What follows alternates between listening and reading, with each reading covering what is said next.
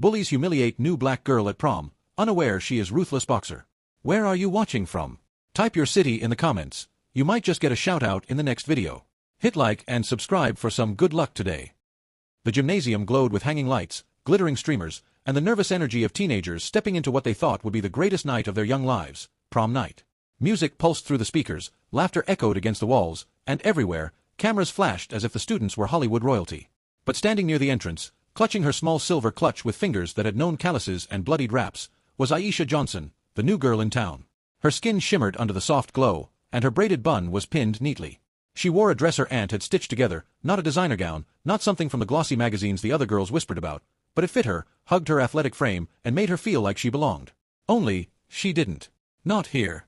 Not yet. Aisha had been at Ridgewood High for only 3 months. Long enough to sense the invisible lines that divided the privileged from the outsiders. Long enough to hear the snickers in the hallway, the whispers of, "She's different," and, "Why does she walk like she's ready to fight someone?" They didn't know. They couldn't know.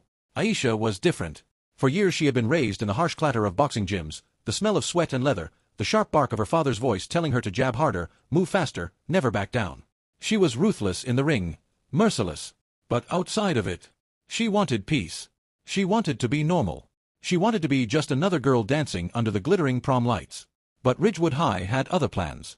Look who showed up. A sharp, mocking voice sliced through the music. It was Tiffany Clark, blonde hair curled perfectly, a tiara gleaming above her smug smile. She was Ridgewood royalty, the self-proclaimed prom queen long before the votes were even tallied.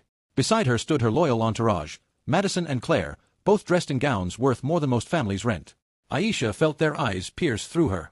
"Ah, did Goodwill have a sale?" Tiffany sneered, her voice loud enough to catch the attention of nearby students. Laughter rippled across the dance floor. Aisha's jaw tightened, but she didn't flinch. She had been hit harder by girls who weighed twice Tiffany's size. Still, Tiffany wasn't done.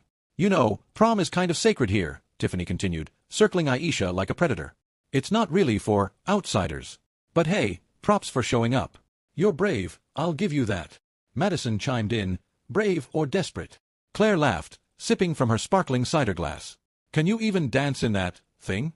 Or is it more of a training uniform?" The laughter was cruel, sharp, echoing in Aisha's ears. She inhaled slowly. Her father's voice whispered in her mind, "Control. Always control. Don't waste punches on fools." So she smiled faintly and walked past them. "Excuse me." But Tiffany wasn't ready to let her go. Not yet. Tonight, she needed an audience. "Wait, everybody. Look," Tiffany shouted, climbing onto the small stage where the DJ was set up. "Prom has an unexpected guest tonight." She gestured theatrically toward Aisha,